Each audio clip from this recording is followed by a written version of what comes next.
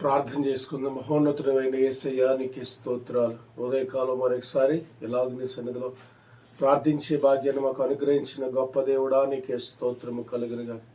ఉదయకాలం ఈ ప్రార్థనలు ఏకీవించిన ప్రతి ఒక్కరిని దీవించండి, ఆశీర్వదించండి. ఉదయకాలం నీ యొక్క మాటలు మేము ధ్యానిస్తుండగా ప్రతి ఒక్కరితో నీవే మాట్లాడి ప్రతి ఒక్క కుటుంబాన్ని దీవించి ఆశీర్వదించమని యేసయ్య నామములో అడుగుచున్నాం మా పరమ తండ్రి, ఆమేన్. దేవుని పరిశుద్ధ నామానికి వందనాలు. ఈరోజు దేవుని యొక్క మాటలు మనం చదువుకుందామండి.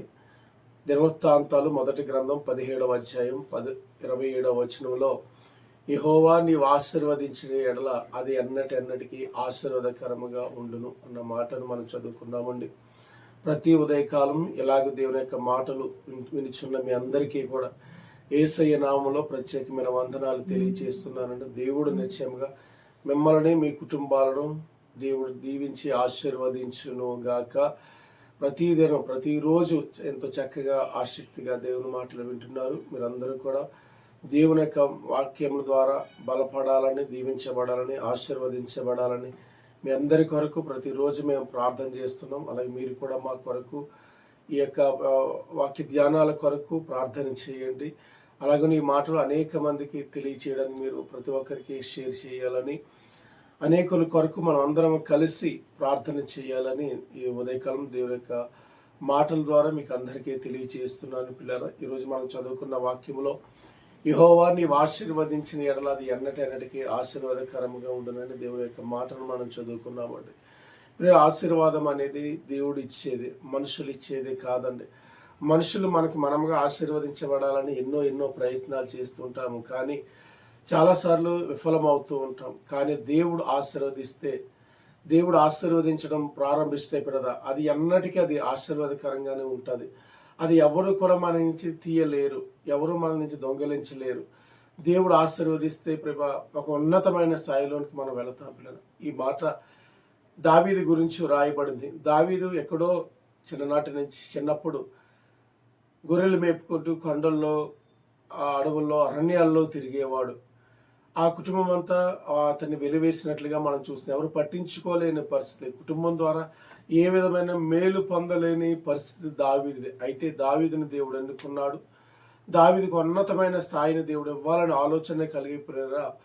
అడవుల్లో ఆ గొర్రెలు మేపుకుంటున్న ఆ దావీదుని తీసుకొచ్చి పిల్లరా ఇజ్రాయెల్ను పరిపాలించే ఒక రాజుగా దేవుడు చేశాడు పిల్లరా.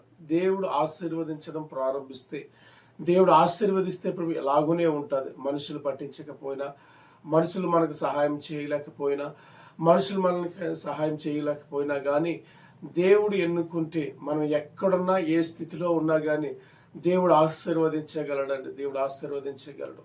అయితే మనం ప్రార్థన చేసి, దావీదుకి ఒకటే మంచి అలవాటు, ప్రార్థించేవాడు, స్తుతించేవాడు, ఆరాధించేవాడు. కనుకే పిల్లరా దేవుడు దృష్టిలోకి దావీదు వచ్చాడు.